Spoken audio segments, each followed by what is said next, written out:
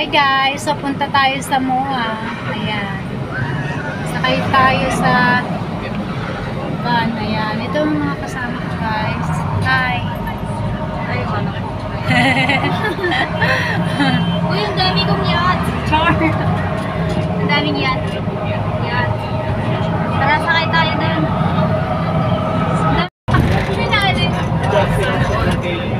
Uy, ang daya nito. Uy, ay may mga kama. Uy, yan ang mga dyan yung sabi. Uy, yan ang mga dyan. Uy, ay, dito na tayo. Paano ito ang i-open?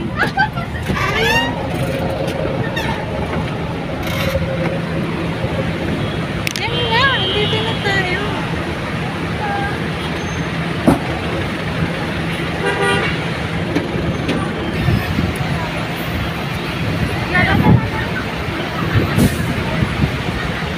So ayan, nandito na po tayo sa overpass. So makikita natin ang globe ng MOA. Ayan, so ang ganda-ganda ng view ng MOA dito sa SM ng Manila. Ayan, so maraming sasakyan na dumadaan dyan.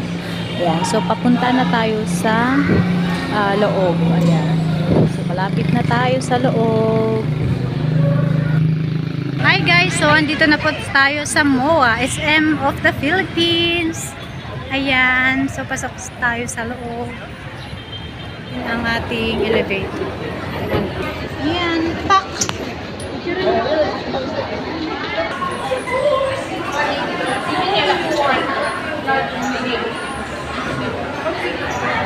Ayan, so dito na tayo.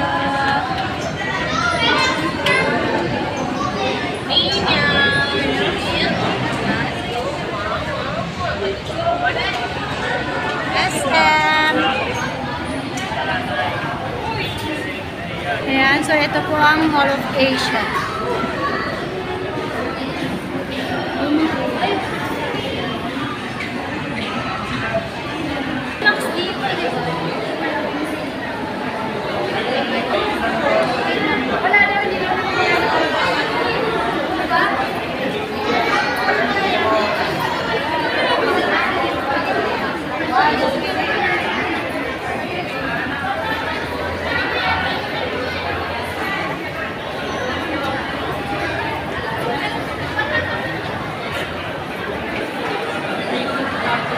Hi Solen, nandito na kami sa sa harap mo.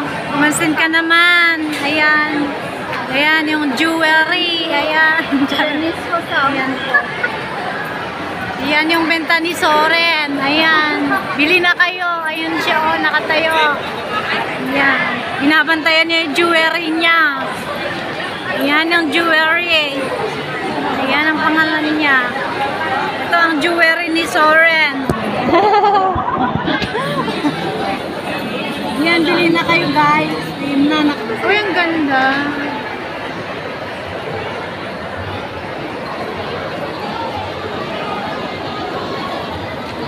Yan.